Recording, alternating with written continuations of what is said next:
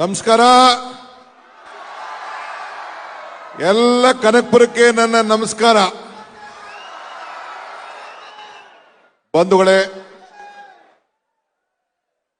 ಸುಮಾರು ನಿನ್ನೆಯಿಂದ ಒಂದು 50 ಜನ MLAಗಳು ಬಂದು ಹೋಗಿದ್ದಾರೆ.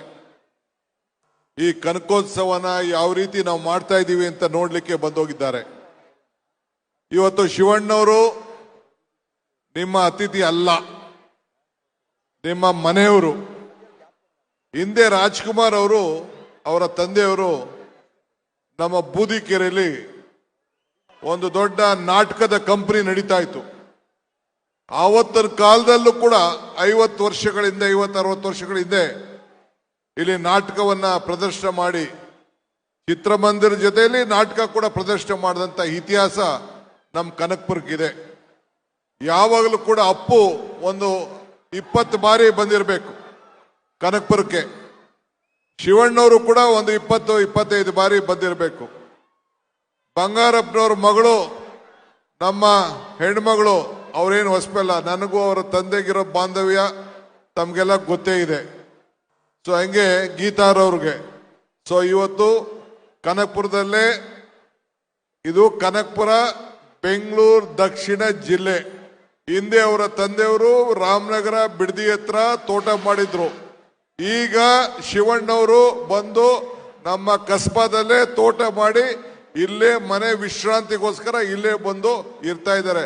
ಅದಕ್ಕೆ ಹೇಳಿದ್ರು ಮುಂದಿನ ದಿನದಲ್ಲಿ ಓಟು ಕೂಡ ನಾನು ಇಲ್ಲೇ ಹಾಕೋತೀನಿ ಅಂತ ಹೇಳಿ ತೀರ್ಮಾನ ಮಾಡಿದ್ದಾರೆ. ಅವರಿಗೆ ಒಂದು ಅಭಿನಂದಿಸಲಿಕ್ಕೆ ನಾನು ಬಯಸ್ತಾ ಇದ್ದೇನೆ. ಬಹಳ ಸಂತೋಷ.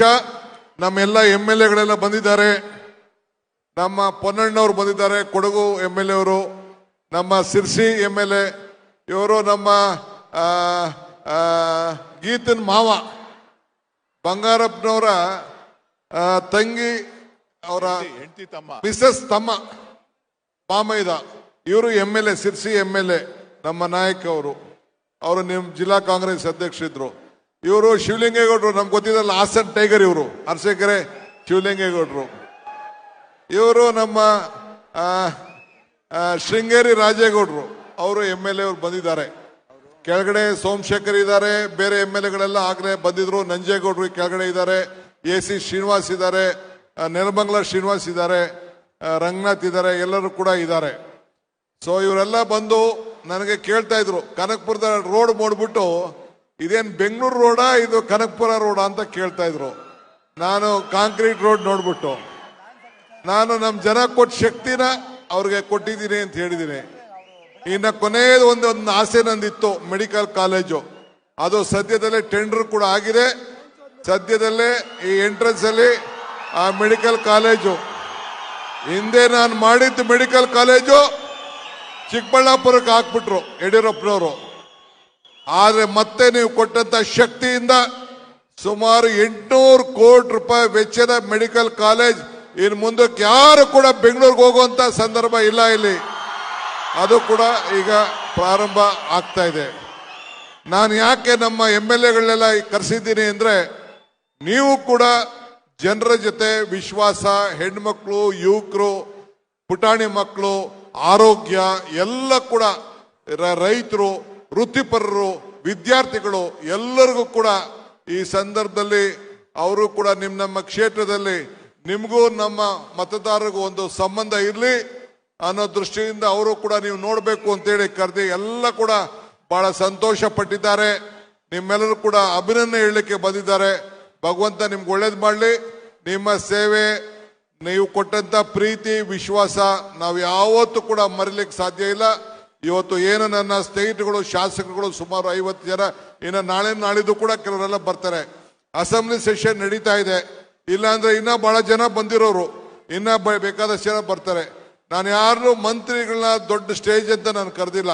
ಎಲ್ಲರೂ ಕೂಡ ಮುಖ್ಯ ಅತಿಥಿಗಳಾಗಿ ಬರಬೇಕು ಅಂತೇಳಿ ನಾನು ಆಹ್ವಾನಿಸಿದ್ದೆ. ಹಿಂದೆ ಮುಖ್ಯಮಂತ್ರಿ ಕರೆಸಿದ್ದೆ, ಮಂತ್ರಿಗಳು ಕರೆಸಿದ್ದೆ.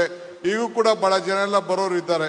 ಸೊ ಅದರಿಂದ ತಮ್ಮ ಬಹಳ ಚೆನ್ನಾಗಿ ಎಂಜಾಯ್ ಮಾಡ್ತಾ ಇದ್ದೀರಾ, ಬಹಳ ಸಂತೋಷ ಪಡ್ತಾ ಇದ್ದೀರಾ. ಬಹಳ ಸಂತೋಷ.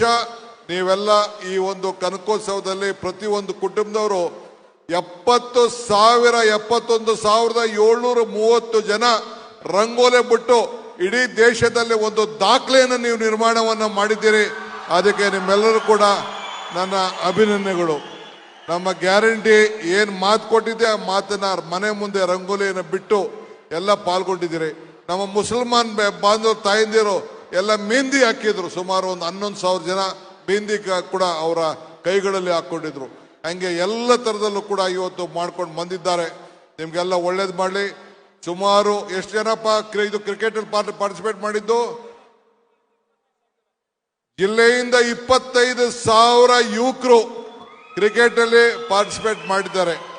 ಮುಂದಿನ ದಿನದಲ್ಲಿ ಒಂದು ಪ್ರತ್ಯೇಕವಾದಂತಹ ಸ್ಟೇಡಿಯಂ ಕನಕಪುರದಲ್ಲಿ ಇನ್ನೊಂದು ಸ್ಟೇಡಿಯಂ ನಾನು ಮಾಡ್ತೀನಿ ಅನ್ನೋ ಮಾತನ್ನ ಈ ಸಂದರ್ಭದಲ್ಲಿ ಹೇಳಲಿಕ್ಕೆ ನಾನು ಬಯಸ್ತಾ ಇದ್ದೇನೆ. ನೀವು ತಲೆ ಕೆಡಿಸ್ಕೋಬೇಡಿ.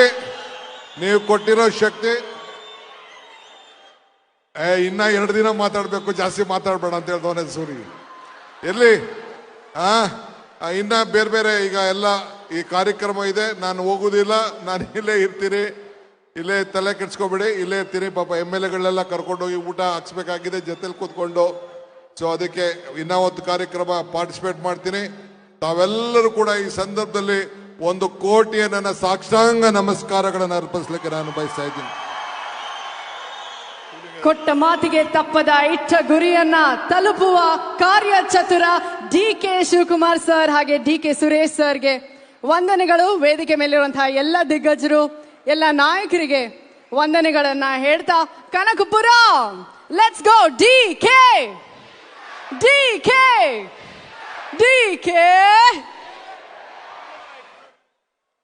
ಹೆಚ್ಚಿನ ವಿಡಿಯೋಗಳಿಗೆ ಪ್ರತಿಧ್ವನಿ ಯೂಟ್ಯೂಬ್ ಚಾನೆಲ್ ಸಬ್ಸ್ಕ್ರೈಬ್ ಮಾಡಿ, ಬೆಲ್ ಐಕಾನ್ ಕ್ಲಿಕ್ ಮಾಡಿ.